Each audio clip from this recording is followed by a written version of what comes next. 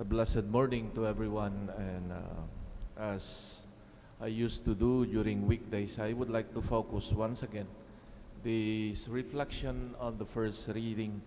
We've been reading for almost 2 weeks already from this letter of St. James, known for its practical sense and the importance that he gives on the concrete doing of good, more than just the idea, more than just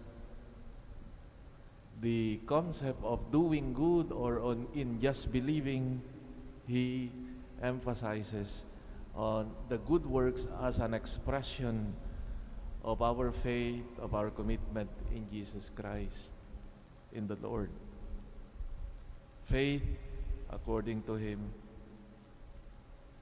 is seen in good works of charity, of goodness.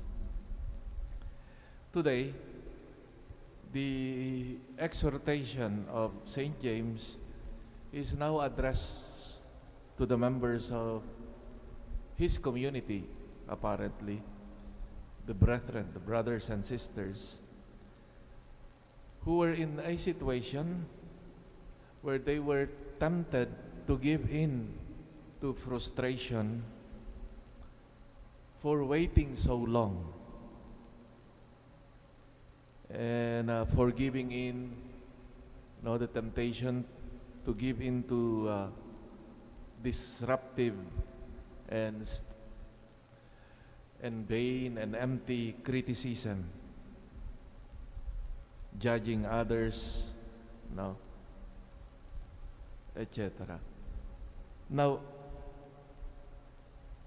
St. James reminds them of the importance of the truth that judgment on others belong only to the Lord. Because ultimately, we do not know the whole truth of what this brother or sister is going through, and we cannot make a good, impartial judgment. And this judgment is only for the Lord to make. In the face of evil, which in fact exists and can strike and can hit believers, a confident and trusting constancy is being asked from us, that one could count on the fidelity of the Lord. In this climate of differences, or in the face of evil, this climate of mutual and peaceful acceptance must be part of this in our commitment of following the Lord.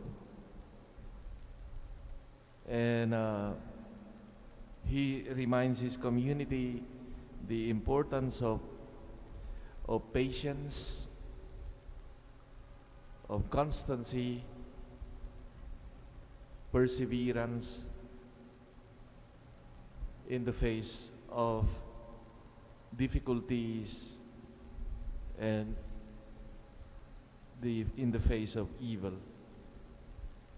So the transparency, therefore, and sincerity in our relationships in the community is not just a social norm, but for St. James, it is a consequence of our faith.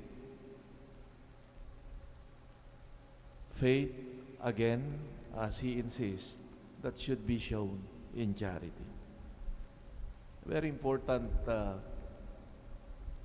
point, I think, for us who live in a group and a community, family. No, our patience for one another, and our openness and mutual respect and trust for each other. Of course, there is that part also of correction, but always in view of the good of the other. And this is, as I've said, relationships, human relationships, is engendered, is elevated into to a higher plane and a healthier plane level when it is seen precisely from the perspective of the Lord and of faith. That our relationships should be motivated by our following of Christ, of our faith. That we should always see, and our action and treatment of others should always be motivated by charity. And in the gospel today, regarding the difficult issue of divorce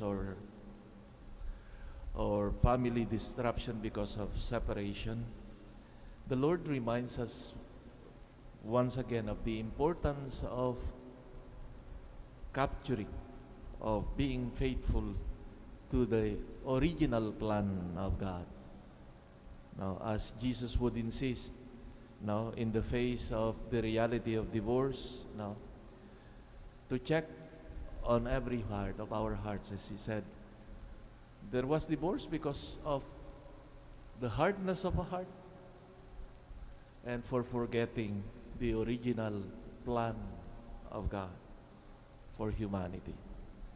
It is good that again and again we are reminded that ultimately our relationship with the Lord is a question of the heart, because we can put all the laws, all the prohibitions, but one who has God and who is convinced in doing the will of God, he does not need law to prohibit or limit him, but one who acts out of the goodness of his heart, of one's heart. There is the best law, there is the best guide, not in when the prefect is there or someone is looking at you or your husband or wife is looking at you.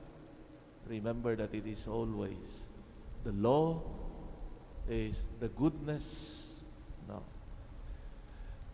from the heart, no, which is the challenge of the gospel today.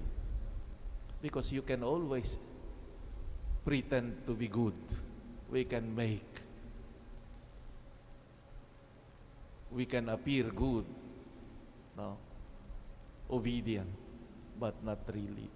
And that's why Jesus insists on the quality of the heart, no? Because of the hardness of heart that people do what is evil.